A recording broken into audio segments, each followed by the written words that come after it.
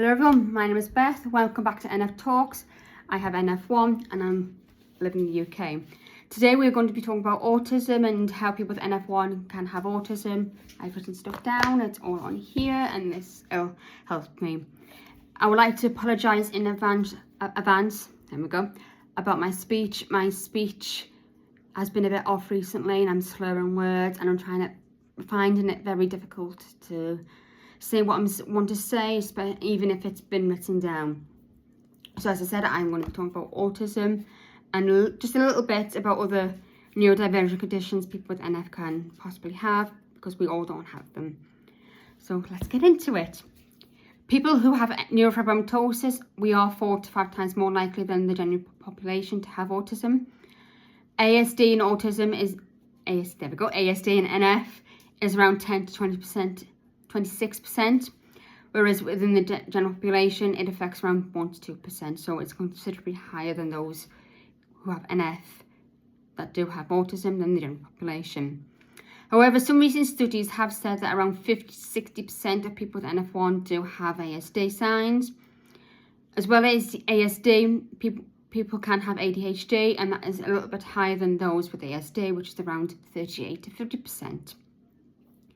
People with NF can also have other neurodivergent conditions such as dyslexia, dyscalculia, dyspraxia, ODD, which is oppositional defiant disorder, speech and language delays, speech and language problems such as myself, so again, I apologise again, social cognition defects, SPD, which is sensory processing disorder, OCD, learning disabilities. Some people can also have Tourette's, Orford, FPD, which is food processing disorder, and there's a possibility of RSD, which is rejection sensitive dysphoria.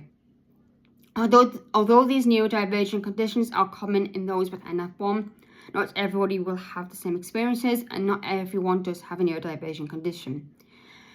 Now, with autism, there is around 80% that are caused by inherited mutation, so passed on from parent to child, whereas the other 20% comes from new or de novo mutations, which is very similar to NF1, whereas 50% you get inherited, 50% it's a new spontaneous case of NF.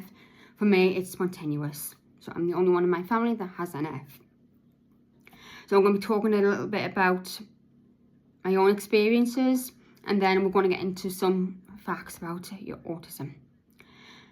I do have autism. I have food processing disorder. I also have SPD, and I have dyspraxia. There's also a possibility of ADHD, which falls in line with ADHD, which is autism and ADHD combined.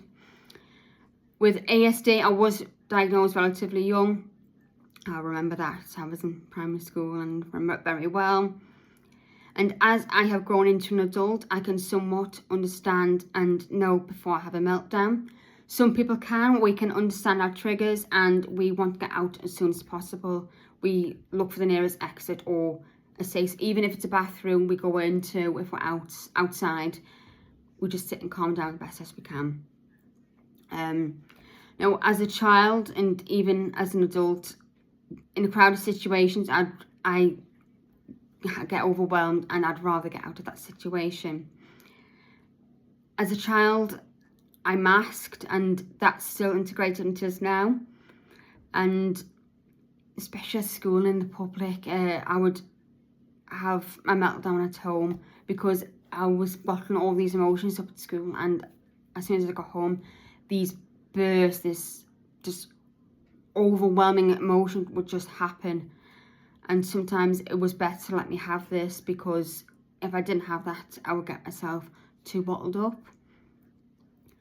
I am way too blunt for my own good, and it has gotten me into trouble sometimes because I cannot comprehend or understand the difference between being too blunt or telling a white lie. Now, we are taught as children we have to be truthful. Being truthful is being honest. And obviously being autistic, we see that as being, we have to be truthful, we have to be too blunt with everyone. And then you get people saying, you can't be too blunt, you can't be too truthful. Now, which is it? Do we have to be truthful to someone, or do we have to lie to them to hurt them even more? And why is being too truthful wrong? That's what I thought as a child, and even as an adult, I still see that now.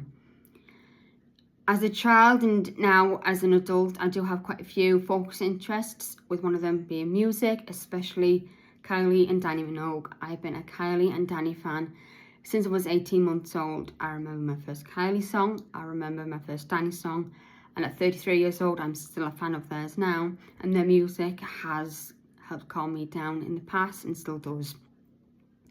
I also love animals, and as a child, I wanted to be a vet because not am I only drawn to animals, animals are also drawn to me.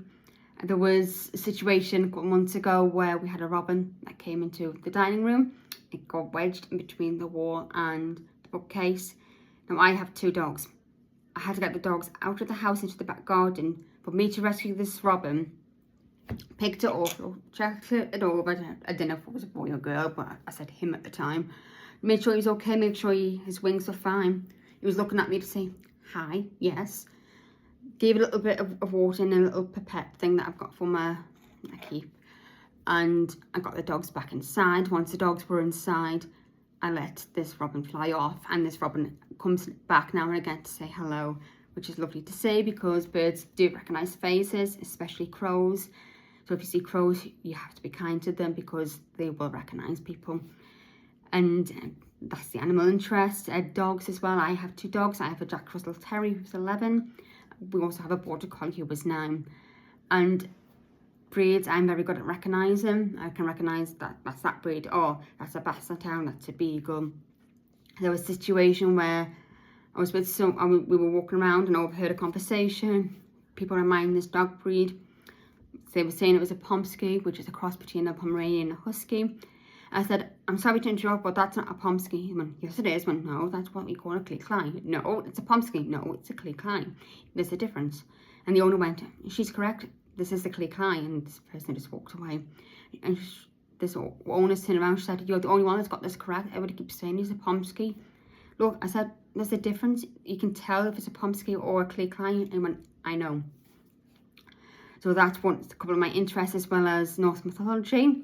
That's a massive interest of mine, especially learning about the old gods, how we used to worship them, how in some aspects we still worship them now. Days of the week we still worship them. I'm a Norse pagan, so I have my own deities that look after me and watch over me. That is my spiritual belief, and everybody else has their own spiritual belief, and that's amazing for some people. I also do tarot as well. Now when I do tarot, I have to be careful because if I'm having a bad day, that reading can be for me and not for the person who's meant to be. So it's always best to make sure I'm in the best mindset, emotionally, physically and mentally, because I don't want that reading to interpret for me.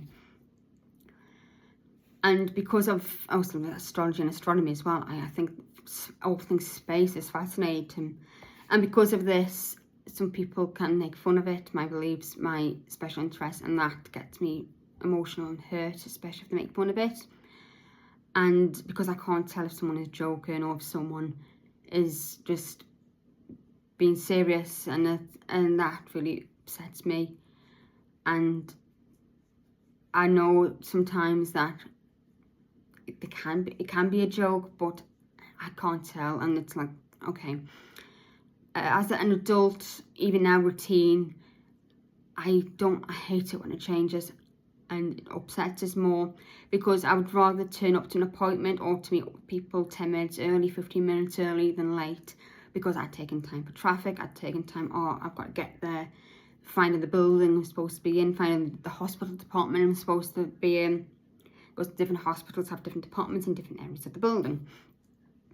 And there's been situations where someone has not turned up and they've not told me until I've messaged them, and said, I'm not coming in today, and I'm looking at it going, I'd rather you let me know. And I've gotten there, and I will tread all the way back home, and that gets us upset.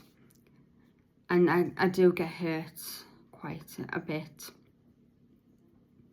I do have a lot of internalized emotions as well, which do include depression, but people with NF and people with autism, we are more likely to have depression and anxiety than the general population.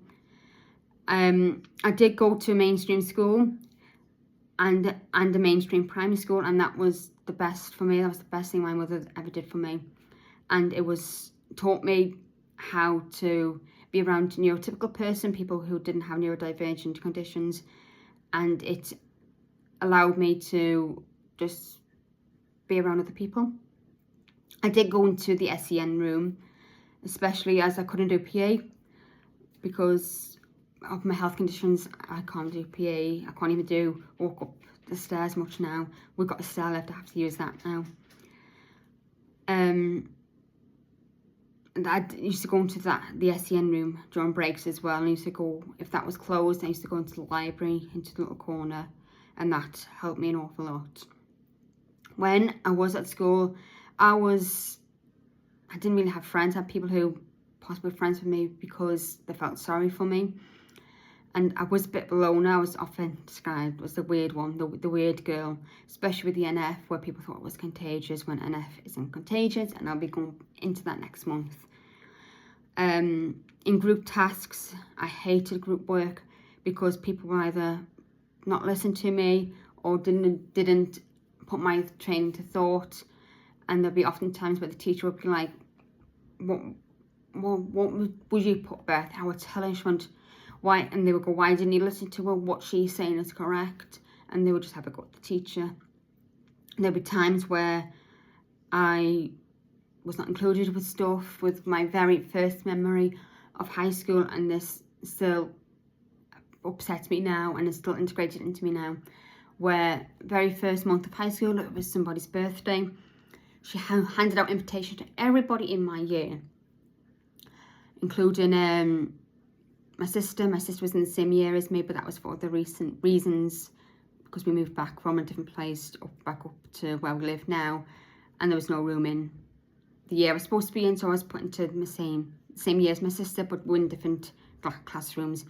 And this was in my form room, or home room for some people, and she was handing out invitations. She stood up and she regretted it. I know she regretted this, saying this. She went, does everybody have an invitation to my birthday party? I just sat there going, and I thought, what birthday party? It wasn't until a boy who was in the same primary school as me turned around and said, Beth, did you get an invitation? And I stupidly went, no. And this girl looked at the teacher and went, do I have to give her one? Do I really have to give her one? Because she was so snarky. And the teacher turned around, that would be very nice. It'd be nice if you included her. And she gave me one. I didn't go, and I knew I wasn't invited, but before I went, this was on the Thursday before her birthday party on the weekend. Do you have the invitation, Beth? I need the invitation back, because there's one or two people who want to go who have not been able to, and my mother did enough for the people I wanted to invite. She invited everybody in the entire year group. It was over 300 people in the year group. She invited every single one of them. I went, no, I ripped it up and put it in the bin. And she went off it. Why did you do that? I didn't want to invite you in the first place. I only wanted to invite you because the teacher said so. And I ended up walking away. I got very, very upset. I didn't go into school the next day because I was upset. And since then, I feel like that I'm not invited anywhere. I feel like that I should be a loner, that I shouldn't really have friends, that I'm overstaying my welcome, or I've not been invited for reasons. And it gets me a little bit upset because I want to be included, but there are times where being included makes me feel like I'm not welcome there, and sometimes I just get upset. And reading body language isn't very good as well in situations, especially in situations where you're out and about, where you can't tell whether, you don't know if a person wants you there or not, and that can make me feel like people don't want me around, which is also part of RSD and can be a part of autism and ADHD as well. And because of the NF1 and the brain damage as well as the autism, I can regress, and regression to that of someone emotionally that's not your age is overwhelming, and it's not very good for myself, it's not very good for other people to see. So sometimes if I can feel that happen, I leave on my own accord and say, look, I just want to go home and get out of here. So that also includes with the sensory processor disorder and the autism. Bonfire, what we call bonfire night here in the UK, and when they set off fireworks, bonfire night, between bonfire night and New Year, which in the UK it's anywhere between October, where it can also start from September onwards, where every night, every week, it's just fireworks. Now they're beautiful to see, they're pretty, I don't mind seeing them, but it's the noises. And with having 2 dogs as well, when you've got the bangs of the fireworks and the barking of 2 dogs who are petrified of the fireworks as well, with one being petrified, one trying to defend his home. The border collie tries to defend his home. Jack Russell is defensive and scared of them. Both noises is very overwhelming. Soundproof earphones cannot always help, especially for me, because I find them uncomfortable. It all gets too much, and I can get myself, I just want that squeezing sensation. And my dog, my little Jack Russell, knows that I get upset with them, and she will lie on my chest and she will try and help calm me down. And sometimes it works, sometimes it doesn't, especially as for me, it sounds like the fireworks are getting louder and louder. And the 2 noises are just so overwhelming. For me, I just don't want the loud bangs of the fireworks. They should have soundproof fireworks. Because it's not just people who are autistic that suffer. It is people who have sensory processing disorder that suffer. There's people who are suffering from PTSD, especially our veteran servicemen who don't like the fireworks. And there are obviously animal sufferers as well.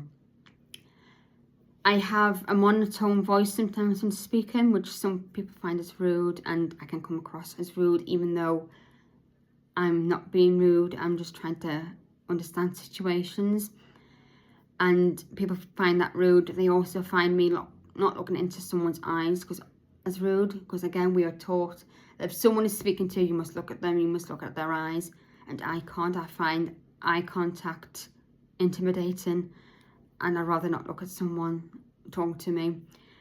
And because I can't process a lot of information, my mother has to be with me at all times, or somebody who knows me has to be with all times, which helps me understand in a way that I can comprehend and that I can process.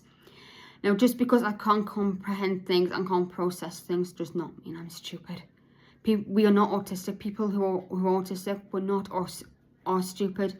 We just cannot comprehend things and cannot process things, and everybody else can. And she helps me an awful lot. She helps, especially with my condition. So if the doctor says something, or a new specialist says something, I have to look at my mum, and she understands when I look at her, and she makes me understand in a way. And then the health professional will say, understand there and then that I'm autistic and I can't comprehend things, and they will talk to me as if she's autistic, I need to make sure she understands. So that's just a little bit about me with my autism and how my autism affects me in my day-to-day life, because it is draining and people don't understand that.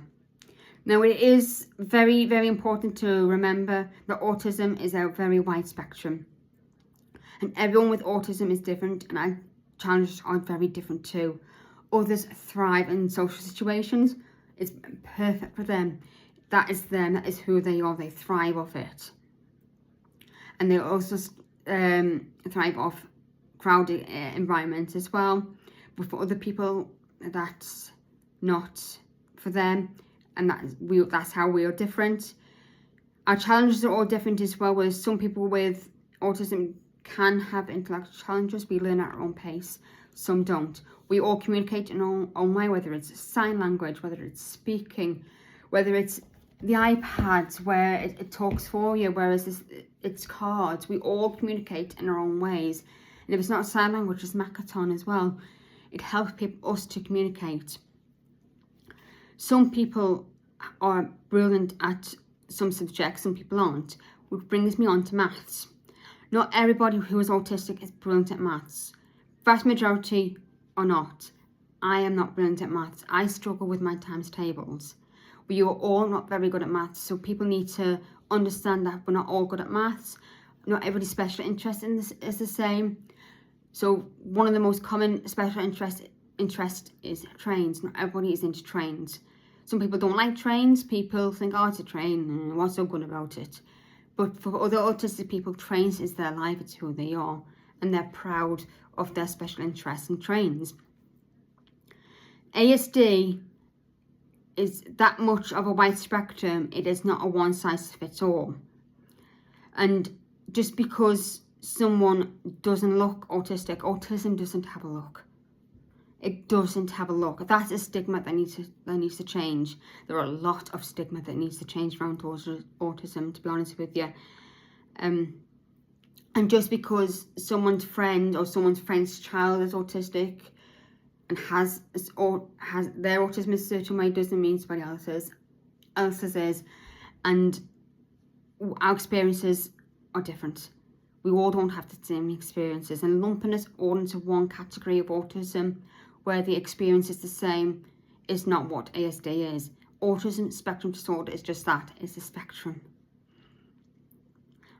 And autism is something that is present at birth.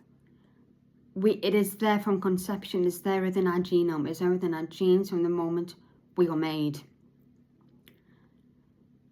And because of that, vaccines do not cause autism at all. It is there from the beginning of time. It has been there from the beginning of us as humans. It's been changed. The term autism has been changed over a period of time. 50 to 60 years ago, it was different. And when someone says, oh, there was no autism in my time, there was, you just didn't see us. We weren't meant to be seen back then. It was then called childhood schizophrenia. And before then, it was a different terminology. Before then, it was a different terminology. Now, I'm going back to my special interest in being Norse pagan.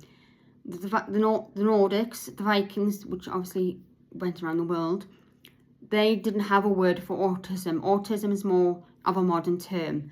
And for them, it was seers were the common term, because seers, as the saying is, saw things differently. They saw things, they saw patterns, they saw formation differently that people who in the Viking era didn't, which was why seers were often found, even though they were not very good at battling, they were found on the battlefield with helping with strategy. So they would see something off in the distance, go, we need to go there. They don't have a viewpoint there. That's what seers used to do back then. They used to see things that others didn't. So again, with there being a genetic factor, parents can have the genetic factor. Parents may not be autistic themselves, but they can pass it on. I know a lot of people don't want their child to have what people like to say, the label autism. It's not a label, it's who we are at the end of the day. So it is worthwhile considering getting a child, or yourself if you're an adult, even if you're an elder adult, tested for autism, because you are autistic if you think you are autistic. Now, ASD and ADHD and RSD and other neurodivergent conditions are often interlinked. Dyspraxia and autism are interlinked because they both have very similar cognitive conditions, such as stumbling. So it's better to get a professional, again, speech, diagnosis. It is typically around the age of 12 to 18 months, with milestones. So in regards to milestones, if you think your child hasn't reached their potential at between 12 and 18 months, it is always best to get GP or pediatric advice, because some people with autism are quick learners. Now, I was a very quick learner. I skipped the crawling stage completely. And I remember my mother telling me this, and this is where she said to me, I sort of understood then that you could have potentially been autistic even though you were 9-10 months old. She went from the living room into the kitchen to prepare my bottle, and obviously I'd already started trying to learn to pick myself up from the furniture, holding onto things, even though I couldn't, from what she saw, that's my dog, couldn't see.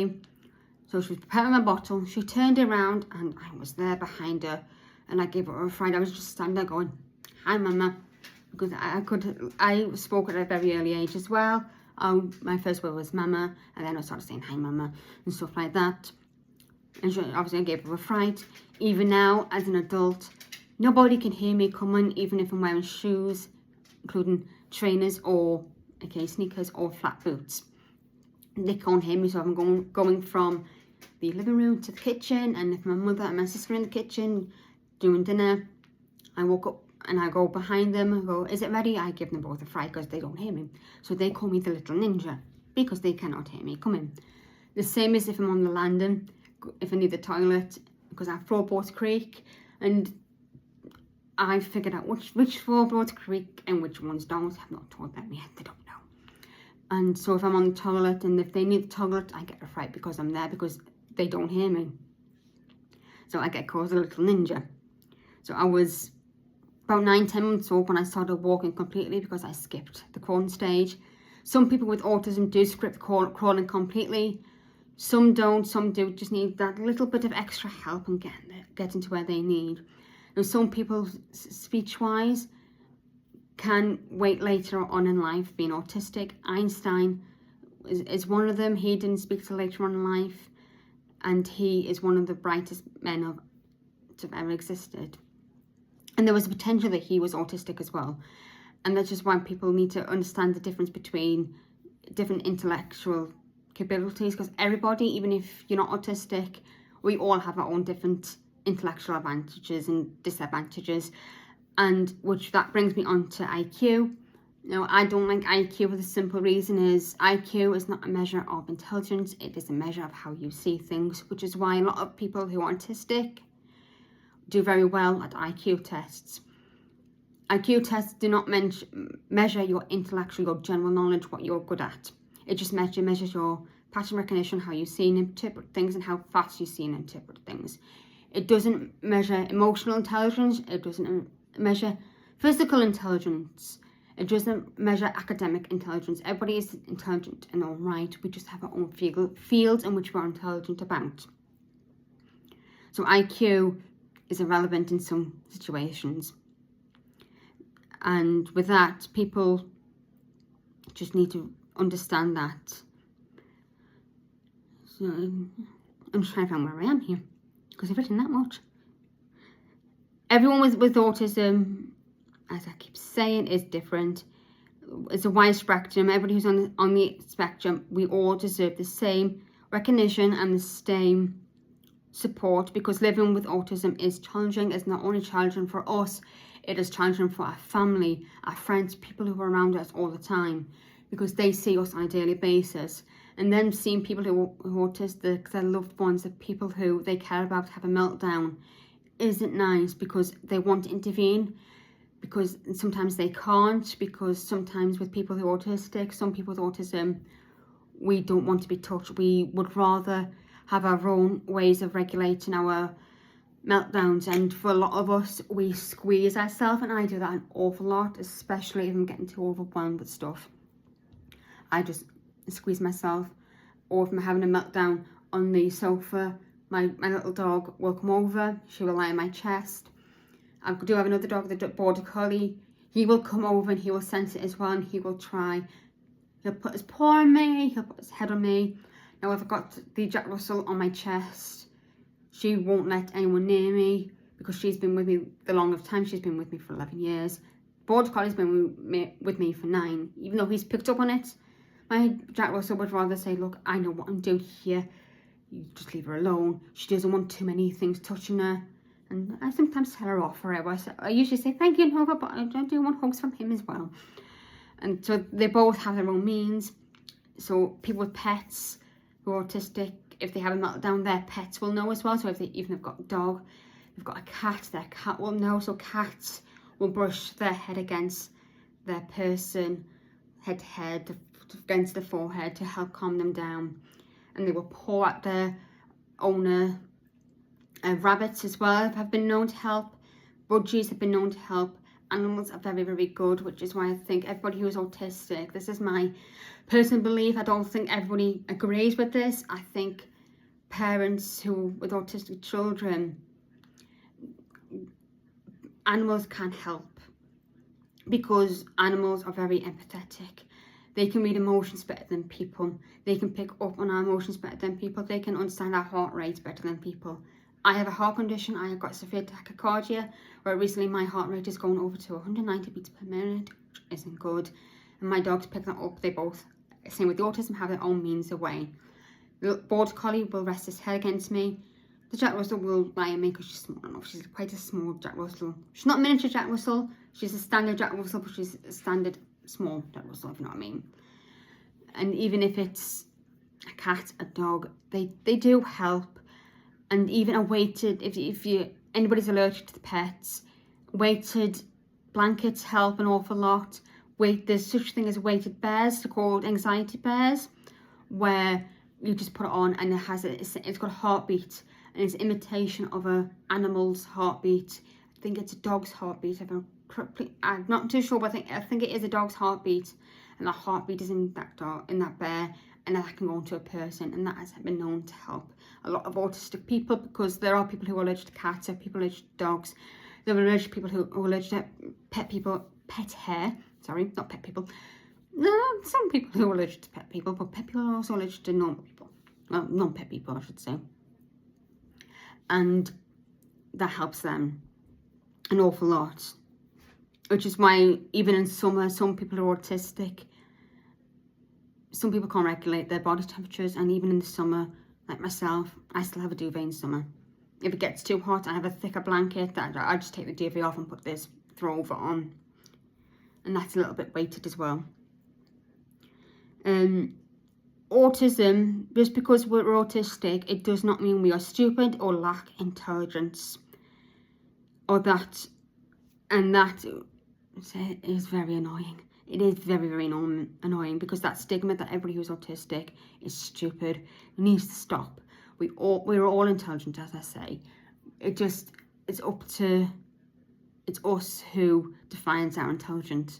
I often say I am stupid because I am stupid at the best of times, but everybody is stupid at the best of times. We all do stupid things, and we all do things which we thought, no, that was a stupid thing to do. But saying, oh, that was a stupid thing to do, again plays into the ASD, because it's being too blunt and being too truthful. Autism also doesn't have an act. Just because you've seen on television or media, that's what I read, of or someone who's autistic, doesn't mean that's how we are. So there are some films where, movies for the people, I live in the UK, we see films. What you see on TV usually isn't what an autistic person is, and that needs to stop. One of the best ones, I've forgotten the name of it, but it is about a person, a woman in America, USA, sorry. It's America, a continent, not a place, it's the USA, who has autism, and that is Temple Garradine, and her biography story, her true life story, is one of the best to watch for autistic people, because it has finally reached autistic people of who we are, and how she helped a lot of the industry, that her special interest was cattle, and how she came up with that squeeze machine that not only helped her with her meltdowns, but also helped the cattle as well. And the squeeze machine is very, very similar to being hugged. We just, like a bear hug, we just want to be hugged. That's why you see an autistic person who's out and about, if they're sitting on their own and they're doing that, it is not because they're intellectually challenged, it is because they're trying to calm themselves down, which is feeling being squeezed, which is why a lot of people take weighted blankets with them, is why they take weighted bears with them, especially children, because the sensation of feeling squeezed just helps calm the body down, which is what has been proven. The spectrum is vast and diverse, and with being vast and diverse is what makes the spectrum a positive thing. So I've got a couple of myths that needs to about autism. There's about 8. Now this will be going towards Nerve Tumours UK, and because they're helping spread awareness this month of autism as well. I believe there is a charity called Autistica who are helping as well. This will be going to them as well. And I'm just reading the facts of Autistica have, because they have 8 common facts. Now Autistica is a UK charity, and they do a lot of work with people, children and adults who are autistic. We have several charities in the UK, with Autistica being one of them. So these are the facts that are on Autistica's website. You can find them at autistica.org.uk, and they do have a lot of information which can be very helpful to someone. So the first fact, which I've already said, autism is caused by vaccines. This is one of the biggest myths of all, especially in regards to the MMR vaccine. The MMR vaccine has been tested and tested and tested. It has even been tested from people who are anti-vaccine but work within science themselves, and even this, they have said it doesn't cause autism. The safety of vaccines, regardless of what vaccine it is, have been repeatedly tested across large groups of people. There have been high quality research studies which involve hundreds of thousands of people, if not millions and millions of people. And they have been constantly shown that vaccinations do not cause autism. Autism is genetic. It's actually been proven. You have parents who have never been diagnosed with autism, but been diagnosed later in life. There are people who have been diagnosed later in life with autism. Which brings me on to fact number 2. Only children are autistic. That's wrong. Autism is lifelong. It is lifelong. In fact, there are more UK people who are autistic than are adults than there is children. That's because adults outweigh the statistics of children. And autistic adults have been overlooked in research, and there's no support for autistic adults because we are often overlooked. And this is why autism is being diagnosed later in life. For example, Anthony Hopkins has been recently diagnosed with autism himself. Melanie Sykes, another UK person, she's in her 50s. She has been recently diagnosed with autism because she has seen things online which or people's children later in life are thinking, people who have had children and later in life they've been also diagnosed with autism. Autistic individuals are at every stage. We are there from birth. We are there until the day we die. It is there. It is lifelong. Research and Autistic have said research suggests that outcomes can change for people over time if they get the right support. The support needs to be in there for everyone. It's childhood to adulthood to elderly. It's there. And it helps with communication and language as well, because a lot of people do I do apologise for barking, that's the next door neighbour's dog. If you do hear barking, it'll be my dogs. And research suggests that outcomes can change for people over time if we get the right support, for example, with language and communication as well as anxiety. Because people with autism are more likely to get anxiety and depression than the general population. Autistic people have a special talent. That is not specifically true. We know that a lot of parents and autistic adults get asked about this all the time. I get this asked all the time, and it is very frustrating. We all have our strengths and weaknesses, which I've already said, and autistic people are no different. Some people with autism are very brilliant at music. Some people aren't. Being autistic doesn't necessarily make you the next Einstein, but it doesn't make you stupid either. Please never ever forget that. Just because Einstein was autistic and he was a genius doesn't mean that should be you. You are you, and we're all individuals and all right. Autistic people have learning disabilities, or all autistic people have learning disabilities. No. With the right support and suitable environment, many autistic people are able and independent. Some aren't. I need help. And that's which is why I live with my mum, because she helps me. She helps me with my medication. She helps me with my medical needs, because I can't look after myself properly. But that is me. I also have friends who help as well, and who, if I'm with them, they are brilliant. They know, they say, come on Beth, we're going to move you out of the way. I can see you're going to end up having a meltdown, and they help me get out of the way. Around 1 in 4 autistic people speak few or no words, but they can find other ways to communicate, which is why I have said that people can use Makaton, they can use normal British Sign Language, or ASL, or Australian Sign Language, wherever you're in the world and you're watching this, that's your sign language. They can also have communication cards, which they keep on them. They have iPads, which they type on. They also have devices which helps them talk, and that helps them communicate with people. Some people with autism can take long to process information, and that doesn't necessarily mean they understand, which is true. I take a lot longer to process, but it doesn't mean I understand. I know what you're saying. I'm just trying to take time for it to be said, and sometimes it has to be said in a way for me to process. And that has upset me a couple of times, because it's been in the past where some doctors have said, well, why don't you understand? You're an adult, you should understand this. And my mother's had to step in and look, she's autistic, she knows what you're trying to say. Stop trying to make out that she's stupid, she's right in front of you. And that is what my mum's had to say to them. And now a lot of my health professionals are very understanding and say to me in a way of processing. So it doesn't mean that we don't. Many autistic people also have excellent strengths that they attribute to being autistic. These include strong attention to detail, creative thinking, and excellent pattern recognition, which is why a lot of autistic people have a lot of creative thought. A lot of autistic people are amazing writers, they're amazing drawers, they're amazing musicians. That is creative thinking, it's what makes a creative thinking so vast. Number 5, autistic people are unsociable. No. Autistic people may need support with social skills or interact differently with the world around them.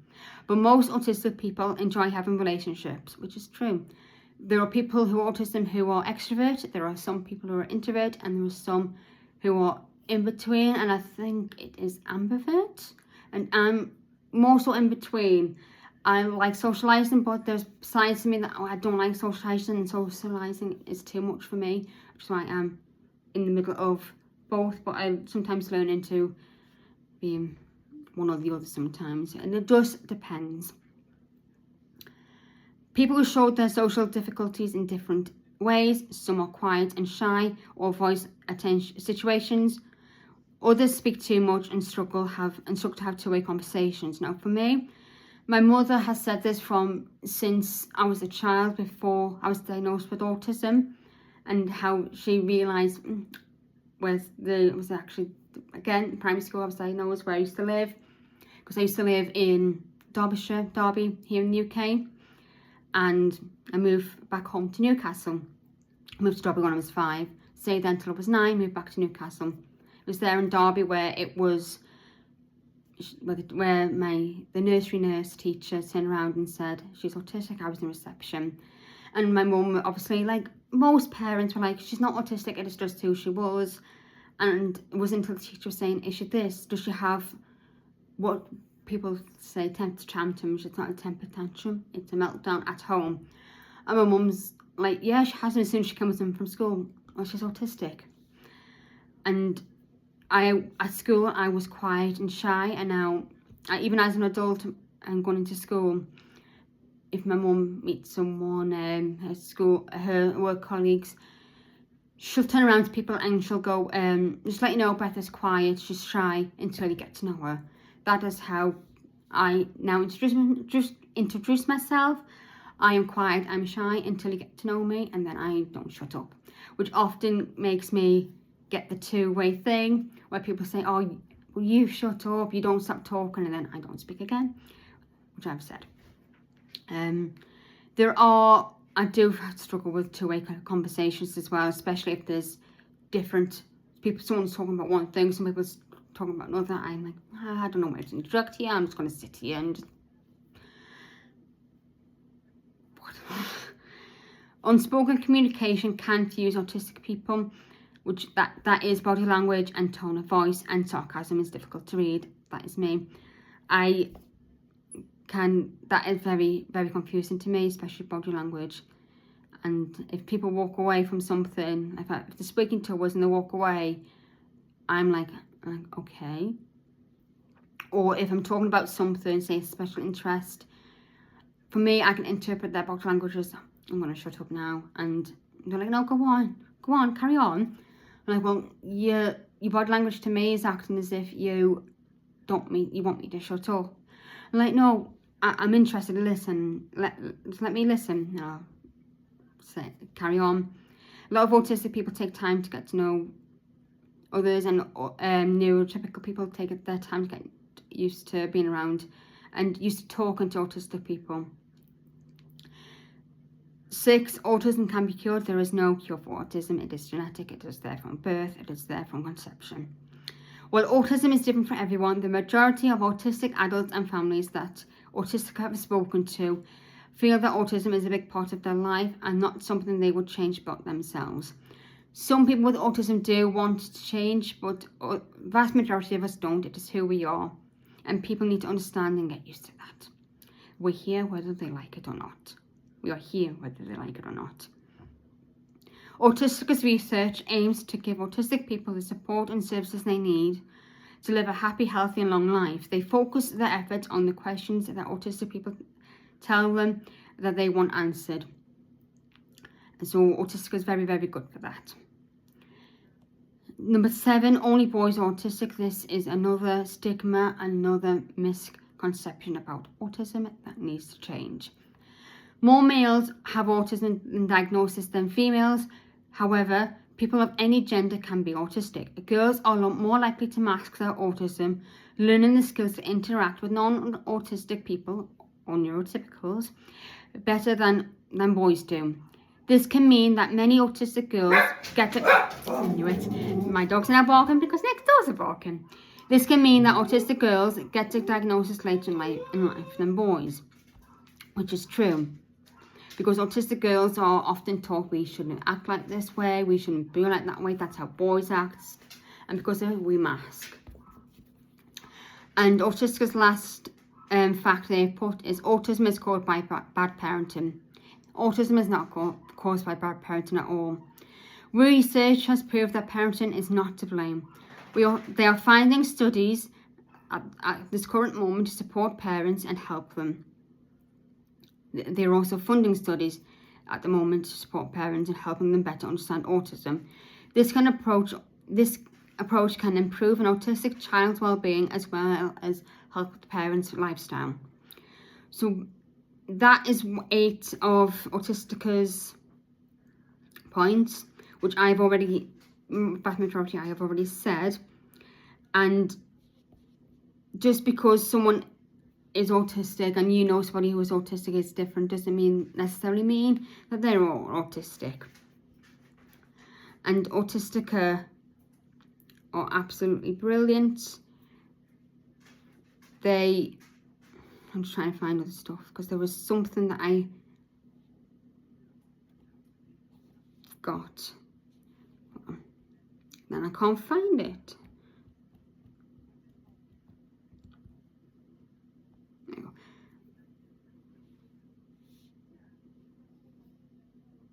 So hold on, I do apologise. I'm trying. There, I found it.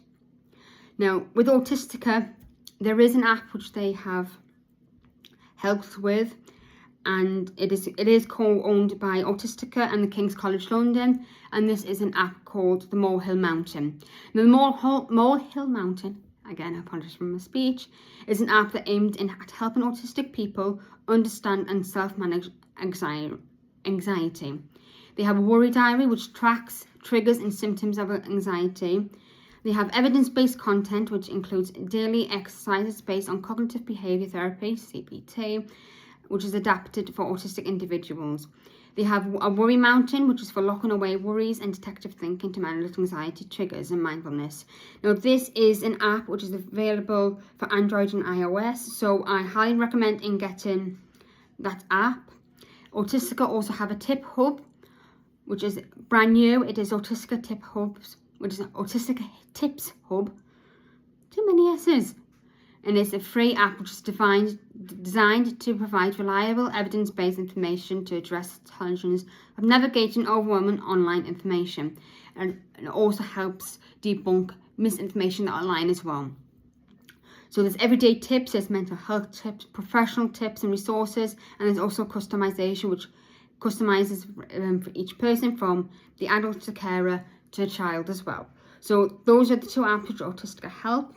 Again, Autistica will be getting sent this once it's been published, and Nerve Tumours UK as well. So it is important to remember that everybody with autism, we are vastly different. We are not a one-size-fits-all. Autism is a wide spectrum, and the stigma and the misinformation about certain studies that people are saying that autism can be cured, it's wrong. Autism cannot be cured. You can't grow out of autism. Autism is lifelong. It is there. And like I say, from the moment we are born to the moment we are no longer on this plane of existence.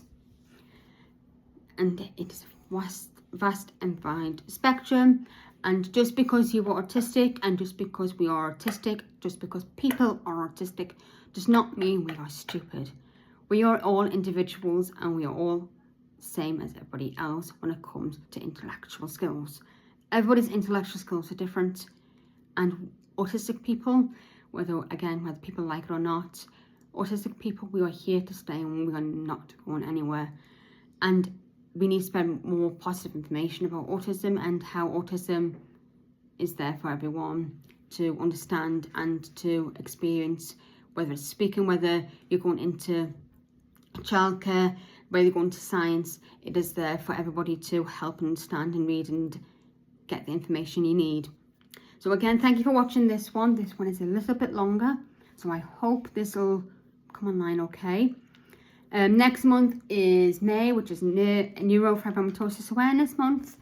So I will be looking for a couple of people to come to talk to me, whether it's on Zoom, whether it is on a TikTok live, and that will be via obviously TikTok, which is This Is Beth. That is who I am. This is Beth.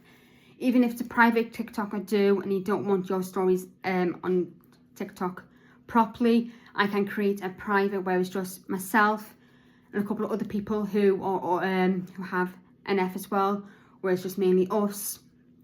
I can do that. I can also do it on Instagram, which is Beth's Bumpy Journey. So it's same as my YouTube. So I'm looking for somebody else who has NF1. I have NF1 as well, and I would like somebody else to talk about their NF journey. Even if you're a parent who has a child with NF1, if you have NF2 and would like to talk about that, because I myself am not experienced with NF2. I'm more experienced in NF1 because that's what I have. So I would really love to have somebody with NF2 to talk about their journey, as well as schwannomatosis. Even if you're a parent or guardian of somebody who has NF1, NF2, schwannomatosis, you're more than welcome to talk about their journey and how it affects you as well. I may get my mum to talk about her journey, how it affects her, if she's comfortable with. If she's not comfortable, I can ask her to write something, I can read it myself. So I would like that. That will be recorded on the 11th of May, so I need someone to let me know, people to let me know as soon as possible. I'm also looking for people in the NF community. Nerve Tumours UK community, there are two projects. There's the Nerve Tumours UK one, which I've sent to them. There's a project that I would like you to help me with. So I would like you to get in contact with me, and I can give you more information that way. If you're watching outside of the UK, then there's another project which I would like you to get help involved with. Again, I don't want to go into too much detail because it's a surprise. So again, please get in contact with me via Instagram, Beth's Bumpy Journey, TikTok, This Is Beth. I will post them below if I can remember to. And please let me know if you'd like to get involved with talking about your story. I can do it on Zoom, like I say, TikTok or Instagram.